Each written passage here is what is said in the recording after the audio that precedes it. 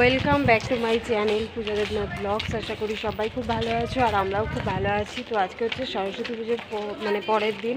আজকে আমাদের মেয়েদের স্কুলে সরস্বতী পুজো। তো এখন যাচ্ছি আমরা 2টোর বেশি বাজে, এখন যাচ্ছি 2টোর মধ্যে যাওয়ার কথা, বাট আমাদের হয়নি। তো সেই কারণে আমরা এখন যাচ্ছি। এই যে মেয়ে, দেখো মেয়েদের কেমন লাগছে। আর এই যে এখন যাচ্ছি, আয়ুষীরা ওখানে দাঁড়িয়ে আছে পালপাড়ার মুখে। তো চলো ওখানে গিয়ে আবার দেখা হচ্ছে। এই দেখো আমরাই সবার লাস্ট, স্কুলের গেট বন্ধ হয়ে যাচ্ছে এখন, মানে কতটা দেরি করে এসেছি আমরা, তাও ভাগ্যিস যে ঢুকতে পেরেছে, না ঢুকতে পারলে তো ব্যাস আরও ওদের খারাপ লাগতো যে স্কুলে এসে ঢুকতে পারিনি। তো এই স্কুলে ঢুকে 2টো ফটো তুলে প্রসাদ নিয়ে বেরিয়ে গেল, এই আর কি। শাড়ি পরিনি, বললাম শাড়ি পরে আসবি, ও শাড়ি পরতে পারে না, তাই জন্য শাড়ি পরেনি। আমি বললাম শাড়িটা নিয়ে আমার কাছে চলে আসিস অন্তত, তাও না।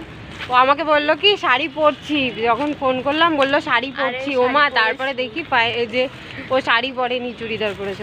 বলো কেমন লাগে, করতে পারছি না কেন, খুলে দিয়েছি। কি অবস্থা, শাড়ি পরাটা শিখে নে এবারে।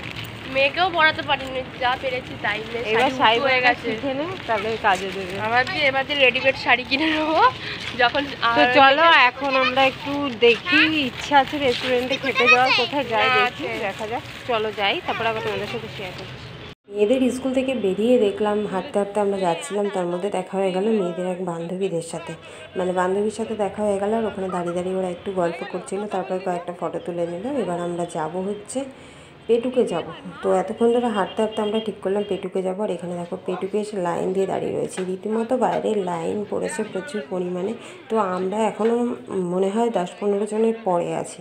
তো যাই হোক, এখানে বিল করে আমরা দাঁড়িয়ে আছি। এখানে নিয়ম বিল করে দাঁড়িয়ে থাকতে হয়, তারপরে ভিতরে সিট ফাঁকা হলে তবেই ওরা ভিতরে ঢুকতে দেবে। তো যাই হোক, আমরা এখানে দাঁড়িয়ে আছি, অনেকক্ষণ ধরে লাইন দিয়ে দাঁড়িয়ে আছি, অনেকক্ষণ ধরে দাঁড়িয়ে আছি। তো যাই হোক, আমরা অর্ডার করেছিলাম হচ্ছে পোলাও আর চিকেন কষা। তো যেহেতু পোলাওটা একটু মিষ্টি মিষ্টি হবে, ওরা খেতে পারবে, তো সেই কারণে। আর এদিকে দেখো ফাইনালি আমরা ভিতরে ঢুকতে পেরেছি। 3টে সিট ফাঁকা ছিল। তো বলেছিল যে একজনকে চেয়ারে বসতে হবে, মানে টুলে বসতে হবে। তো আমরা ঠিক করলাম ঠিক আছে, কারণ কি 4 জন একসাথে মানে বসতে গেলে অসুবিধা হয়ে যাবে, তো সেই কারণে আমি টুলেই বসেছিলাম। তো যাই হোক, আগেই তো বললাম আমরা অর্ডার করেছিলাম হচ্ছে পোলাও আর চিকেন কষা। তো আর কিছু না, কারণ বিরিয়ানি না সব সময় খাওয়া হয়, পোলাওটা তেমন একটা খাওয়া হয় না। আর এদিকে দেখো কথা বলতে বলতে আমাদের খাবারে চলে এসেছে। তো চলো আমরা খাওয়া দাওয়া করে নিই, আবার পরে আসছি। তো এই যে আমাদের খাওয়া দাওয়া হয়ে গেছে, এখন যাচ্ছি বাড়িতে। আর ওই যে এরা হচ্ছে নাচানাচি করছে এখানে এসো।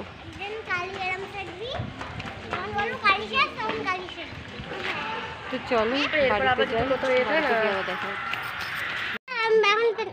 এই যে স্কুল থেকে দিয়েছে, স্কুলে গেছিলাম যখন তখন গেট বন্ধ করে দেবে, আমরাও বেরিয়েছি, গেটও বন্ধ করে দিয়েছে। এই যে 5 রকম মিষ্টি আছে আর এখানে একটা প্যাটিস আছে, এই হচ্ছে দিয়েছে। স্কুল থেকে প্রতি বছর এরকমই দেয়। তো যাই হোক, এইমাত্র বাড়িতে আসলাম, আর এসে মেয়ের শাড়িটারি চেঞ্জ করা হয়ে গেছে, আর আমার এখনও চেঞ্জ করা হয়নি। এই যে আর আমার কর্মচারী এই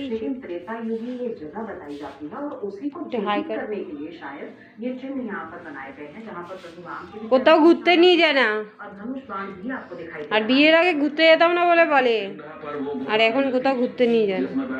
যাওয়া তো বিকেলে, যাওয়া তো বিকেলে, যাওয়া তো। এখন কটা বাজে? 4:45 বাজে, বিকাল হয়ে গেছে, যাওয়া তো। তো সবারই বরমাসাই কীরকম হয় জানিও অবশ্যই কমেন্ট করে। তো চলো আজকের মতো সবাইকে টাটা।